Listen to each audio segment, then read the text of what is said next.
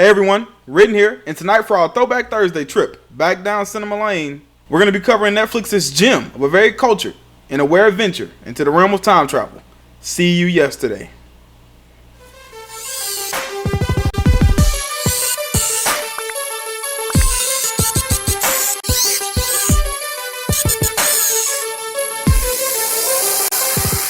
Hey everyone, Ridden here, and the film we're going to discuss tonight is quite possibly one of my favorite movies of the past decade, and that is in no way an over-exaggeration.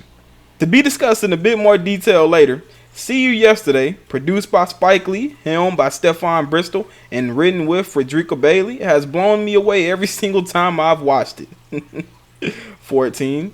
Eden Duncan Smith, Dante Critchlow, and Stroh, who portray CJ, Sebastian, and Calvin respectively, carried this film to the finish line and then some in spectacular fashion. I can't even really speak to just how good these young actors were in their respective roles, but just know the movie itself benefited in large part due to the very real and convincing emotions this trio put on display. First off, looking at this film in the context of today's political climate, I must say that I was pleasantly surprised with the bluntness of both the dialogue and the underlying messages woven throughout the film. The initial announcement for this film, along with its debut at the Throwback Film Festival on May 3rd, managed to generate quite the buzz about the project, weeks before its release date later in the month on May 17th. The trailer was quite refreshing and did a fantastic job of really leaving the viewer wanting more, for the simple fact they want to know how everything will pan out. As we traverse through this review, we'll delve into what made this film stick out from all the rest of its release peers, and how it left both a good and bad impression on the majority of viewers I've since discussed it with. So, in summary, I love and hate this film. Director Stefan Bristol definitely brought his A game with his latest work. I've adored some of his previous work on his shorts, such as The Bodega and Brutus, and seeing what he brings to a full feature film is very exciting, I must say. I've seen some plans for future work coming out of his camp, and I'll be watching intently as to what he has his hands on next. See You Yesterday is centered around the story of two super teenage science prodigies, CJ and Sebastian, getting their Dexter's laboratory on in one of the characters' family garages. There are several very cool odes to prior works of awesome, imaginative filmmaking, which I think just brings even more life to the story that they're trying to get the audience to buy into. Essentially, this film is Back to the Future, with a very sharp and underlying social commentary about the past and present conditions that people of color face in America today, and furthermore, abroad, in terms of their interactions with law enforcement. And if the similarities aren't enough, the Michael J. Fox cameo we get in the beginning of the film as the character school teacher is a pretty awesome shot. One that shows him reading Octavia Butler's Kindred, while CJ is headlong into A Brief History of Time by Stephen Hawking, which let me know right off the rip that this movie was made in heaven for me. And if those hadn't caught my eye, Sebastian's choice of comic would've.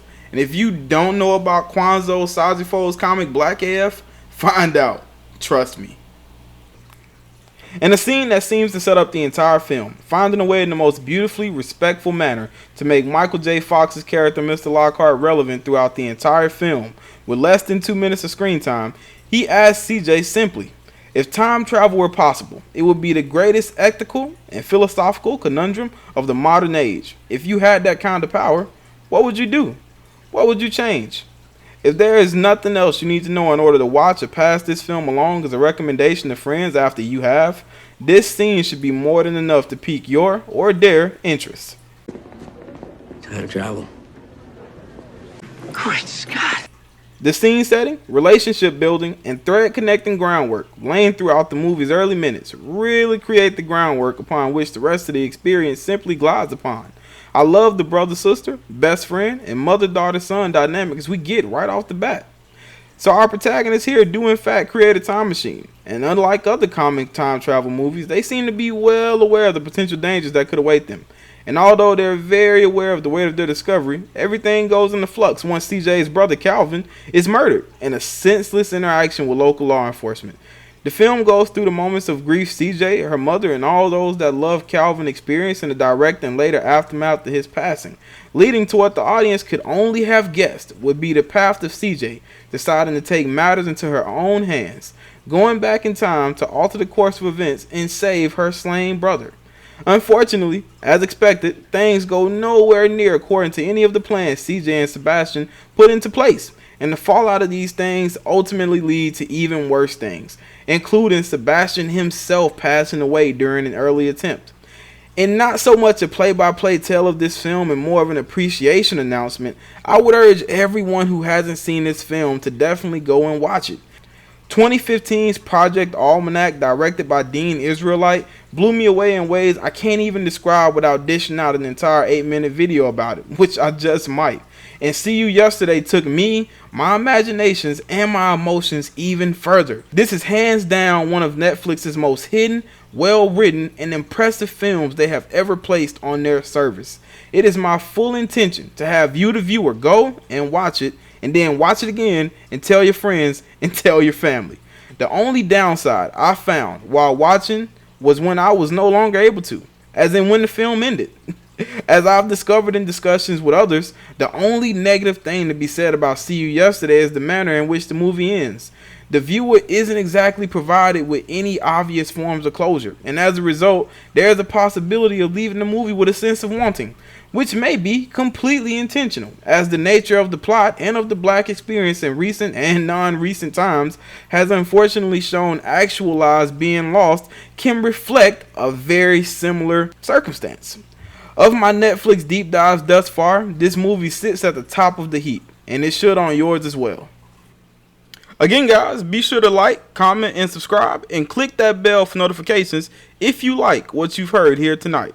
Whether you've seen the movie or not, jump down in the comments and please leave your thoughts. And while you're at it, be sure to check out some of the other content I have here on the page. All the necessary links are listed below to follow, and to help you guys keep up with the coming content and shareables, please follow me on all social media platforms, as I am very active all over and could use some new followers.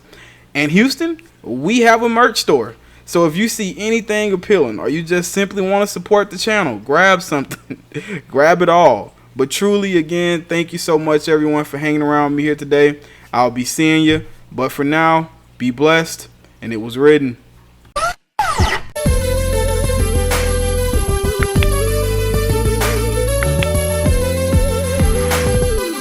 Looking out across the nighttime, the city sleep inside.